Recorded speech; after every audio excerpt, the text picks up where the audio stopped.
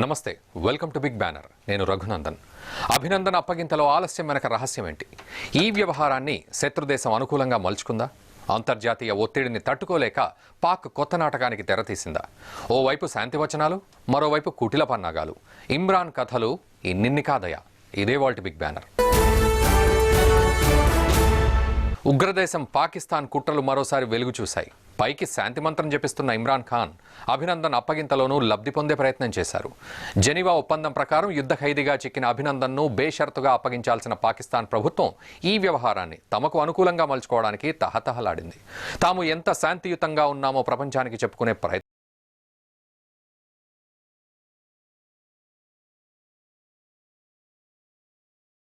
అభినందన్ రాకతో దేశవ్యాప్తంగా సంబరాలు.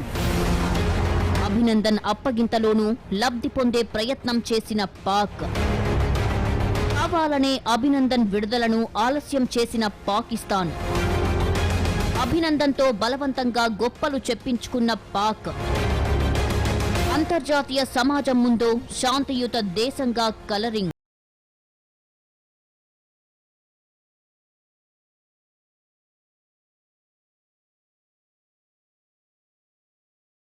పాకిస్తాన్ ఆర్మీకి చిక్కిన భారత వైమానిక దళ pilot wing commander Abhinandan Varthaman శుక్రవారం రాత్రి భారత గడ్డపై అడుగుపెట్టారు. సుమారు 60 గంటల పాటు పాక్ అదుపులో ఉన్న అభినందన్ నాటకీయ పరిణామాల మధ్య శుక్రవారం రాత్రి 9:25 మాతృభూమిపై కాలు మోపారు. అభినందన్ను శుక్రవారం విడుదల చేస్తామని పాకిస్తాన్ ప్రకటించిన దగ్గర నుంచి భారతీయులు ఆయన రాక కోసం ఎంతో ఆతృతగా ఎదురు చూశారు. ప్రత్యేక విమానంలో పాకిస్తాన్ నుంచి అభినందన్ను తీసుకురావడానికి అనుమతించాలని చేసిన ఐఏఎఫ్ విజ్ఞప్తిని పాకిస్తాన్ తిరస్కరించింది. వాఘా, అట్టారీ సరిహద్దు వద్దే అభినందన్ను అప్పగిస్తామని స్పష్టం చేసింది. దీంతో శుక్రవారం మధ్యాహ్నానికి చాలా మంది వాఘా, అట్టారీ సరిహద్దుకు చేరుకున్నారు. మొదట మధ్యాహ్నం 2 గంటలకు అప్పగిస్తామని చెప్పిన పాకిస్తాన్ ఆలస్యం చేస్తూ వచ్చింది. ఎట్టకేలకు రాత్రి 9:25 అప్పగించింది. అభినందన్ తల్లిదండ్రులు, బీఎస్ఎఫ్, ఐఏఎఫ్ ఉన్నతాధికారులు ఆయన్ను రిసీవ్ చేసుకున్నారు. ఇస్లామాబాద్లో భారత వైమానిక దళ అధికారి group captain Joy Thomas Kurian, Pakistan foreign office డైరెక్టర్తో కలిసి సరిహద్దు వద్దకు వచ్చిన అభినందన్ చిరునవ్వుతో భారత గడ్డపై కాలు మోపారు. అక్కడి నుంచి ఐఏఎఫ్ అధికారులు అభినందన్ను ఢిల్లీకి తీసుకువెళ్లారు. అయితే అభినందన్ అప్పగింత విషయంలో పాకిస్తాన్ వేసిన కుప్పిగంతులు అన్నీ ఇన్నీ కావు. జెనీవా ఒప్పందం ప్రకారం యుద్ధ ఖైదీగా చిక్కిన అభినందన్ను బేషరతుగా అప్పగించాల్సిన పాకిస్తాన్ ప్రభుత్వం ఈ వ్యవహారం మొత్తాన్ని తమకు అనుకూలంగా మలుచుకోవడానికి ప్రయత్నించింది. తాము ఎంత శాంతియుతంగా ఉన్నామో ప్రపంచానికి తెలియజెప్పేలా కలరింగ్ ఇచ్చింది. ఇందులో భాగంగా మధ్యాహ్నమే పూర్తి కావాల్సిన అభినందన్ అప్పగింత ప్రక్రియను కావాలనే ఆలస్యం చేసినట్టు తెలుస్తోంది. అభినందన్ భారత గడ్డపై కాలు మోపడానికి సుమారు గంట ముందో ఆయనకు సంబంధించిన ఒక వీడియోను పాకిస్తాన్ విడుదల చేసింది.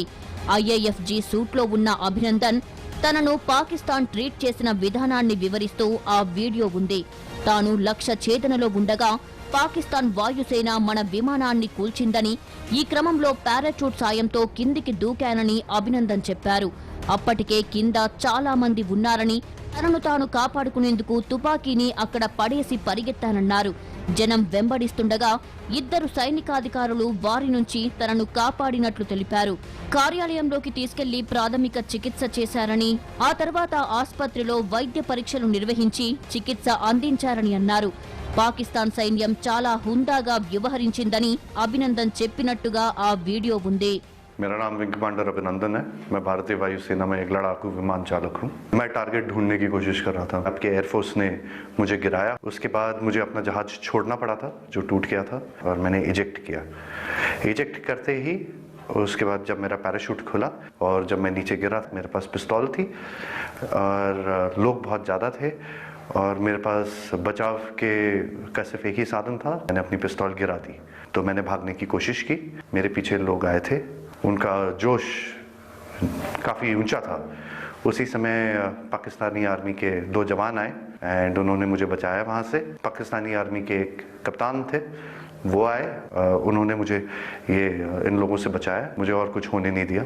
फिर वो मुझे अपने यूनिट तक लेके गए जहाँ पे मुझे फर्स्ट एड दिया गया एंड फिर उसके बाद मुझे हॉस्पिटल ले जाया गया जहाँ पे मेरी जांच हुई और मुझे और एड दिया गया।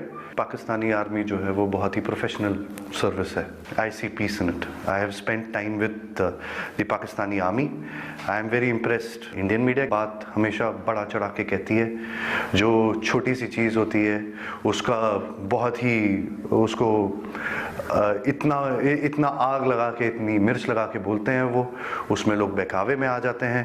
ఆ వీడియో ద్వారా తాము అభినందన్ పట్ల ఎంతో మర్యాదగా గౌరవంగా ప్రవర్తించామనే అభిప్రాయం కలిగించే ప్రయత్నం చేసింది పాకిస్తాన్. అయితే ఇదంతా నాటకమని ఆ వీడియో చూసిన వారెవరికైనా తెలిసిపోతుంది. శుక్రవారం రాత్రి 8:30 ప్రాంతంలో స్థానిక మీడియాకు పాకిస్తాన్ ప్రభుత్వం ఆగమేఘాల మీద అభినందన్ వీడియో సందేశాన్ని విడుదల చేసింది. అసలు ఈ వీడియో తీయడానికే అభినందన్ ను చాలాసేపు ఆపేశారని అంటున్నారు. నిజానికి అభినందన్ ను శుక్రవారం సాయంత్రానికి లాహోర్ తీసుకువచ్చారు. అక్కడ ఐఎస్ఐ కార్యాలయానికి తీసుకెళ్లి గంటపాటు అందులోనే ఉంచారు. పాకిస్తాన్ ఆర్మీని పొగుడుతూ విడుదల చేసిన ప్రచార వీడియోను అక్కడే చిత్రీకరించారు.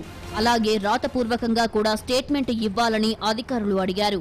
ఇవన్నీ చెయ్యడం వల్లే ఆయన సరిహద్దు వద్దకు చేరుకోవడానికి చాలా సమయం పట్టినట్టు సమాచారం. అభినందన్తో పాకిస్తాన్ ఆర్మీ గురించి గొప్పగా పొగిడించి భారతీయ మీడియాకు వ్యతిరేకంగా చెప్పించడం ద్వారా తాము శాంతియుతంగా ఉన్నప్పటికీ భారత్ తమపై బురద జల్లుతుందని అంతర్జాతీయ సమాజానికి మెసేజ్ ఇచ్చుకునే ప్రయత్నం చేసింది పాకిస్తాన్. మొత్తం 18 కట్లతో కుట్రపూరితంగా ఎడిట్ చేసిన ఆ వీడియోలో అభినందన్తో బలవంతంగా చెప్పించిన మాటలే వీడియోలో ఉన్నాయని ఐఏఎఫ్ అధికారులు అంటున్నారు. అందుకే చాలా మాటలను తొలగించి ఎడిట్ చేసిన కాపీని విడుదల చేశారని స్పష్టం చేస్తున్నారు. అంతర్జాతీయంగా వస్తున్న విమర్శలను ఎదుర్కోవడానికి ఈ ఎత్తుగడ వేసినట్లు స్పష్టంగా తెలుస్తోంది. అంతేకాదు, అభినందన్ విడుదలకు కొన్ని గంటల ముందు వరకు కూడా ఆటంకాలు సృష్టించే ప్రయత్నం చేసింది జిత్తులమారి పాకిస్తాన్. అభినందన్ మరికొన్ని గంటల్లో సొంత గడ్డపై అడుగుపెట్టబోతున్నారనే ఆనందంతో దేశవ్యాప్తంగా సంబరాల్లో మునిగిపోయిన వేళ పాకిస్తాన్ మాత్రం విషం చిమ్మింది. దాయాది దేశం తన కపట బుద్ధిని ప్రదర్శించింది. అభినందన్ ను విడుదల చేయాలంటూ దేశమంతా కోరుకుంటుందని గొప్పలు చెబుతూనే అతని విడుదలని సవాల్ చేస్తూ కోర్టులో పిటిషన్ దాఖలు చేసి మరోసారి తమ నక్క వినయాన్ని చూపించింది. పాక్కు చెందిన ఓ సామాజిక కార్యకర్త పేరుతో ఇస్లామాబాద్ కోర్టులో పిటిషన్ దాఖలు చేశారు. పాకిస్తాన్ రాజ్యాంగంలోని ఆర్టికల్ 4 ప్రకారం ప్రధానమంత్రి కార్యాలయానికి విడుదల చేసే అధికారం లేదని, తన పిటిషన్పై సైనిక చట్టం 1952 కింద విచారణ ప్రారంభించాలని కోరారట. కోర్టు తీర్పు పాకిస్తాన్ ప్రభుత్వానికి అనుకూలంగా వస్తే విచారణ పేరుతో మరికొంత ఆలస్యం చెయ్యవచ్చనేది పాక్ కుటీల పన్నాగం. అయితే అభినందన్ విడుదలను ఆపాలంటూ వేసిన పిటిషన్ విచారణర్హ కాదంటూ ఇస్లామాబాద్ కోర్టు కొట్టివేసింది. దీంతో పాకిస్తాన్ నక్కజిత్తులు పారలేదు. అభినందన్ ను విడుదల చేయక తప్పని పరిస్థితి నెలకొంది. పాకిస్తాన్ నక్కజిత్తులను ఛేదించుకొని మొత్తానికి పాక్ చెర నుంచి భారత గడ్డపై అడుగుపెట్టారు అభినందన్. అట్టారి, వాఘా సరిహద్దుల్లో ఘన స్వాగతం లభించింది. శుక్రవారం రాత్రి 9:25 అభినందన్ భారత గడ్డపై అడుగుపెట్టారు. దేశభక్తికి ప్రతిరూపంలా కనిపించిన అభినందన్ రాకతో దేశ ప్రజలు జై హింద్ నినాదాలతో హోరెత్తించారు. 2 రోజుల తర్వాత భారత గడ్డ మీద అడుగుపెట్టిన అభినందన్ ఆనందం వ్యక్తం చేశారు. గుడ్ టు బి బ్యాక్ అంటూ తన స్పందనను తెలియజేశారు. అమృత్సర్ నగర్ డిప్యూటీ కమిషనర్తో మాట్లాడిన సందర్భంగా అభినందన్ ఈ వ్యాఖ్యలు చేశారు. అభినందన్ తిరిగి సొంత గడ్డపై అడుగుపెట్టడంతో ఆయన కుటుంబ సభ్యులతో పాటు 130 కోట్ల మంది భారతీయులు సంతోషం వ్యక్తం చేస్తున్నారు. అభినందన్ రాకపై ప్రధాని నరేంద్ర మోదీ సంతోషం వ్యక్తం చేశారు. భారత్లో అభినందన్ అంటే ఇప్పటి వరకు స్వాగతం అని అర్థమని, ఇప్పుడు దాని అర్థం మారిందని అన్నారు. భారత్ అంటే ఏమిటో ప్రపంచం మొత్తం ఇప్పుడు కొత్తగా అర్థం చేసుకుంటోందని, డిక్షనరీలోని పదాల అర్థాలను సైతం మనం మార్చేస్తున్నామంటూ వాయుసేన వింగ్ కమాండర్ అభినందన్ ను ఉద్దేశించి మాట్లాడుతూ మోదీ వ్యాఖ్యానించారు. आप मान के चलिए, हिंदुस्तान जो भी करेगा दुनिया उसको गौर से देखती है. इस देश की ताकत है, डिक्शनरी के शब्दों के अर्थ बदल देता है. कभी अभिनंदन का अंग्रेजी होता था कांग्रेचुलेशन, और अब अभिनंदन का अर्थ बदल जाएगा.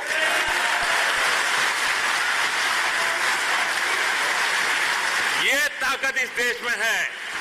आइए उस आत्मविश्वास को लेकर के चले. एक पराक्रमी राष्ट्र के रूप में आगे बढ़ना है. और सपनों को पूरा करने के लिए समयबद्ध समय सीमा में एक के बाद एक कदम उठाना है। ఇదిలా ఉంటే భారత్కు చేరుకున్న అభినందన్ కు పూర్తి వైద్య పరీక్షలు నిర్వహించారు. శత్రువుల చేజెక్కి ప్రాణాలతో బయటపడిన అభినందన్ వల్ల జాతీయ భద్రత, దేశ రహస్యాలు బయటకు పొక్కే అవకాశాలున్న నేపథ్యంలో 5 రకాల వైద్య పరీక్షలు నిర్వహించారు. పాకిస్తాన్ సైన్యం ఏమైనా చిప్స్ చొప్పించిందా అనేది తెలుసుకునేందుకు శరీరానికి బగ్ స్కానింగ్ నిర్వహించారు. అభినందన్ పై ఔషధాలు ప్రయోగించి దేశ రహస్యాలేమైనా రాబట్టారా, హింసించి జాతీయ భద్రతకు సంబంధించి సున్నిత అంశాలు ఏమైనా తెలుసుకున్నారా అని తెలుసుకునేందుకు సైకలాజికల్ పరీక్షలు కూడా నిర్వహించారు. దేశ భద్రతకు సంబంధించి నిఘా వర్గాలు, గూఢచారి విభాగం అధికారులు ప్రశ్నించినట్టు సమాచారం. ఈ నేపథ్యంలో శత్రువు గడ్డపై గుండె నిబ్బరాన్ని చాటి సగర్వంగా దేశానికి చేరుకున్న అభినందన్ అందరిలా సామాన్య జీవితం గడపడానికి మరికొంత సమయం పట్టే అవకాశముంది. కొంతకాలం విశ్రాంతి తీసుకోవాల్సిన అవసరం ఉంటుంది అని ఆర్మీ అధికారులు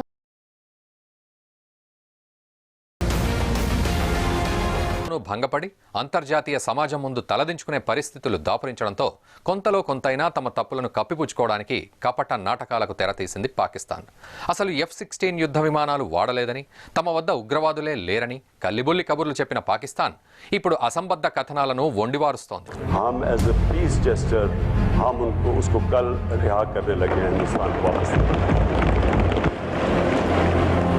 శాంతి శాంతి అని పైకి చెప్పడం మాత్రమే పాకిస్తాన్ యొక్క నైజం అని మరోసారి తేట తెల్లమైంది. తనదైన శైలిలో భారత్ జాగ్రత్తగా తన దేశాన్ని కాపాడుకుంటూ ఉంటే పాకిస్తాన్ మాత్రం కవ్వింపుల విషయంలో తెగబడుతూనే ఉంది. పూంచ్, రాజౌరీలలో పాకిస్తాన్ ఇప్పుడు కాల్పులకు తెగబడింది. ఈ కారణంగా 10 మంది వరకు భద్రతా సిబ్బంది దారుణంగా చనిపోయారు. వింగ్ కమాండర్ అభినందన్ భారత్లోకి వచ్చి 24 గంటలు కూడా పూర్తి కాకుండానే పాకిస్తాన్ ఇలా చేయడం చాలా దారుణమైన చర్య. భారత సైనిక స్థావరాలు, జనాల ఇళ్లు ఇవన్నీ లక్ష్యంగా చేసుకుని పాకిస్తాన్ సరిహద్దుల్లో రెచ్చిపోవడం దురదృష్టకరం. పాకిస్తాన్ చర్యలను విజయవంతంగా తిప్పికొట్టింది మన భారత్. ఈ క్రమంలో 5 భద్రతా సిబ్బంది, 3 సిఆర్పీఎఫ్ జవాన్లు, 2 పోలీసులు ప్రాణాలు కోల్పోయారు. అయితే ఇక్కడ తిప్పికొట్టడం అంశం కాదు, కానీ పైకి మాత్రం ప్రపంచం దృష్టిలో శాంతి దూత అంటూ కహానీలు చెబుతూ లోపల మాత్రం ఇలాంటి పైశాచికత్వానికి పాల్పడుతోంది పాకిస్తాన్. జమ్మూ కాశ్మీర్ సరిహద్దుల్లో కాల్పుల విరమణ ఒప్పందాన్ని పదే ఉల్లంఘించడం పాకిస్తాన్కు సర్వసాధారణంగా మారిపోయింది. మరోవైపు గత కొంతకాలంగా ఉగ్రవాదులతో తమకు సంబంధాలు లేవని నంగనాచి మాటలు చెప్పిన పాక్, పుల్వామా ఉగ్రదాడుల సూత్రధారి జైషే మహమ్మద్ అధినేత మసూద్ అజహర్ తమ దేశంలో ఉన్నట్లు అంగీకరించింది.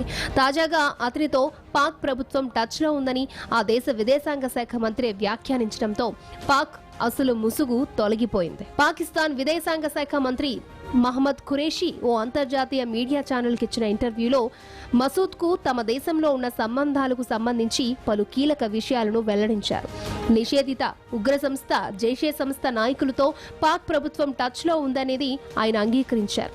జైషే ఉగ్రవాద సంస్థ నాయకులను సంప్రదించామని, పుల్వామా దాడి గురించి జైషే ఉగ్ర సంస్థ నాయకులను తమ ప్రభుత్వం సంప్రదించిందని, అయితే ఆ దాడి తాము చెయ్యలేదని చెప్పారని అన్నారు. 40 మంది సిఆర్పీఎఫ్ జవాన్ల ప్రాణాలను బలిగొన్న పుల్వామా ఉగ్రదాడికి తామే బాధ్యత వహిస్తున్నట్లు ఇప్పటికే జైషే సంస్థ ప్రకటించింది. ఈ నేపథ్యంలో జైషే సంస్థ తప్పు లేదని పాక్ మంత్రి వత్తాసు పలకడం చూస్తే ఉగ్రవాద సంస్థలను పాక్ ప్రభుత్వం ఎలా పెంచి పోషిస్తుందో దీన్ని బట్టే అర్థమవుతోంది. ఒకవైపు ఇలా ఉగ్ర సంస్థలకు వత్తాసు పలుకుతూనే శాంతి మంత్రం జపించడం పాకిస్తాన్కి చెల్లింది. మొన్నటికి మొన్న పార్లమెంటు సాక్షిగా ప్రపంచ శాంతి వచనాలు పలికిన ఇమ్రాన్ ఖాన్ కశ్మీర్పై ఉగ్రమూకల దాడిని ఎందుకు ఆపలేకపోతున్నారంటే సమాధానం శూన్యం. నిజానికి ఆయన వద్ద సమాధానం లేదు. ఎందుకంటే పాక్ ఆర్మీ చేతిలో ఆయన కీలుబొమ్మ మాత్రమే. అటు ఉగ్రవాదం చేతిలో పాక్ ఆర్మీ కూడా కీలుబొమ్మే. ఇప్పుడు అంతర్జాతీయంగా ఒత్తిడి తేవడంతో ప్రధాని మోడీ సక్సెస్ అయ్యారు కాబట్టి అభినందన్ను 72 గంటల్లో అప్పగించారు. లేదంటే గతంలో నచికేతకు చిత్రహింసలకు గురి చేసినట్లుగానే అభినందన్ను మరింత హింసించేవారు అనడంలో ఎలాంటి సందేహం లేదు. అభినందన్ అప్పగింత విషయంలోనే కాదు, అంతకుముందు వైమానిక దాడి విషయంలోనూ కళ్ళబొల్లి కబుర్లను వండివార్చింది పాకిస్తాన్. భారత ఆర్మీ క్యాంపులే లక్ష్యంగా వైమానిక దాడికి దిగిన పాకిస్తాన్ తాము భారత భూభాగంలోకి చొరబడలేదని, అసలు F-16 విమానాలే వాడలేదని అసత్యాలను వండివార్చింది. భారత వాయుసేన అధికారులు మీడియా సాక్షిగా ఆధారాలు చూపడంతో పాకిస్తాన్కు దిమ్మ తిరిగిపోయింది. అయితే F-16ల వాడకాన్ని పాక్ అంగీకరించకపోవడం వెనుక పెద్ద కారణమే ఉంది. ఈ యుద్ధ విమానాలను అమెరికా నుంచి పాక్ కొనుగోలు చేసింది. ఉగ్రవాదంపై పోరాడేందుకు, విద్రోహ శక్తులను అణచివేసేందుకు మాత్రమే వాటిని ఉపయోగిస్తామని కొనుగోలు సమయంలో ఒప్పందంపై సంతకం చేసింది. ఉద్రిక్తతలు పెంచేలా ఏ దేశంపైకి ప్రయోగించబోమని హామీ ఇచ్చింది. అందుకు విరుద్ధంగా ఇప్పుడు మన దేశంపైకి F-16లను పంపించింది. అంటే అమెరికాకిచ్చిన హామీని విస్మరించినట్లే.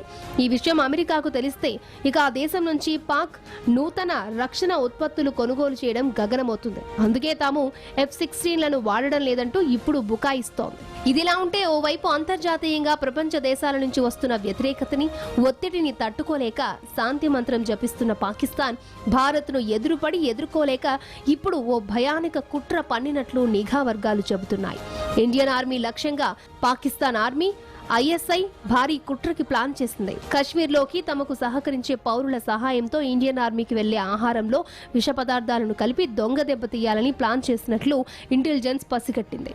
ఈ విషయాన్ని సరిహద్దుల్లో భద్రతా దళాలకి తెలియజేయడంతో ప్రస్తుతం ఆర్మీ క్యాంపులోకి వచ్చే ఆహార పదార్థాలని క్షుణ్ణంగా తనిఖీ చేస్తున్నట్లు తెలుస్తోంది. ఓ విధంగా చెప్పాలంటే అంతర్జాతీయంగా భారత్ సాధించిన దౌత్యపరమైన విజయాన్ని భరించలేకే పాకిస్తాన్ ఆర్మీ ఈ రకమైన కుట్రలకు తెరతీస్తున్నట్లు సమాచారం.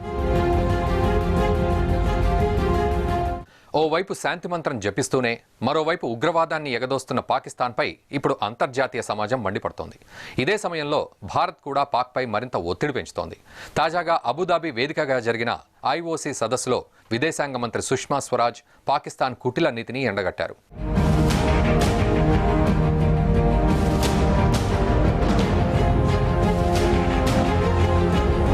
అభినందన్ విడుదలను ప్రపంచ దేశాలు స్వాగతించాయి. ఇరు దేశాలు చర్చల ప్రక్రియ ప్రారంభించాలని చైనా సూచించింది.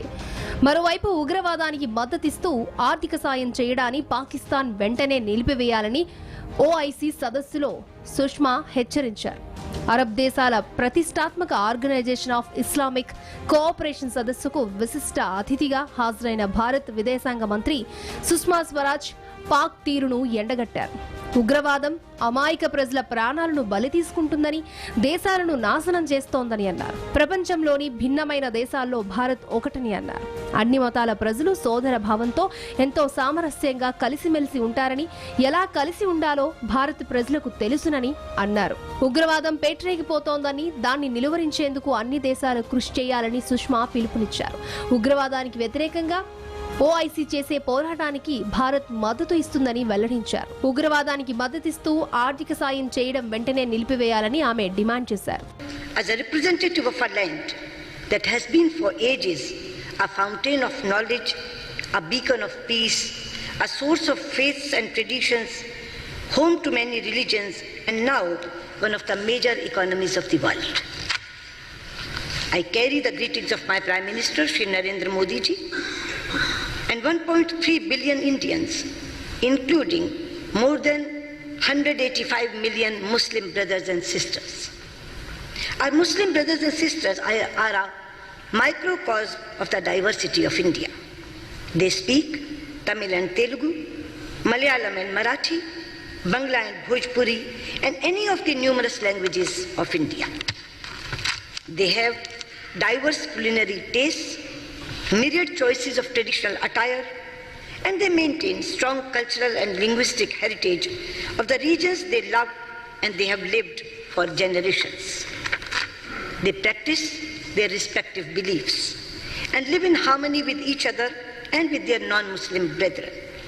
It is this appreciation of diversity and coexistence that has ensured that very few Muslims in India have fallen prey to the poisonous propaganda of radical and extremist ideologies. And we are witnessing the terrible daily destruction in senseless terrorist violence. It is destroying lives, destabilizing regions, and putting the world at great peril. The reach of terror is growing. Its lethality is increasing, and the toll it is taking is rising. In the rich diversity of Southeast Asia, in West Asia and the Gulf, in North Africa and Sahel region, in Europe and North America, in Afghanistan, Bangladesh and India, we see the terrible face of terror. 1970లో ఏర్పాటైన OIC కూటమిలో ప్రస్తుతం 57 ఇస్లాం సభ్య దేశాలున్నాయి. అయితే non Islamic కంట్రీగా OIC విదేశాంగ మంత్రుల సదస్సుకు భారత్ హాజరు కావడం ఇదే తొలిసారి. భారత్ హాజరైతే ఈ సమావేశానికి మేము హాజరు కాబోమంటూ ఓఐసీ సభ్య దేశమైన పాకిస్తాన్ హెచ్చరికలను జారీ చేసినప్పటికీ సదస్సుకు ఆతిథ్యం ఇస్తున్న యుఏఈ లెక్క చేయలేదు. ఇందిరాగాంధీ ప్రభుత్వంలో కేబినెట్ మంత్రిగా పనిచేసిన ఫక్రుద్దీన్ అలీ అహ్మద్ కు 1969లో ఓఐసీ సమావేశానికి ఆహ్వానం అందింది. అయితే పాక్ నుంచి ఒత్తిడి రావడంతో అనంతరం ఆహ్వానాన్ని ఉపసంహరించుకున్నారు. అయితే ఈసారి మాత్రం సుష్మా ఆహ్వానాన్ని అడ్డుకోవాలన్న పాక్ పాచిక పారలేదు. దీంతో అంతర్జాతీయ వేదికపై పాకిస్తాన్కు మరోసారి చుక్కెదురైంది. ఇది భారత్కు దౌత్యపరంగా గొప్ప విజయంగా భావిస్తున్నారు. ఇది ఇవాల్టి బిగ్ బ్యానర్. రేపు మరో అంశంతో మళ్ళీ కలుద్దాం. చూస్తూనే ఉండండి భారత్ టుడే. దేశం కోసం, ధర్మం కోసం.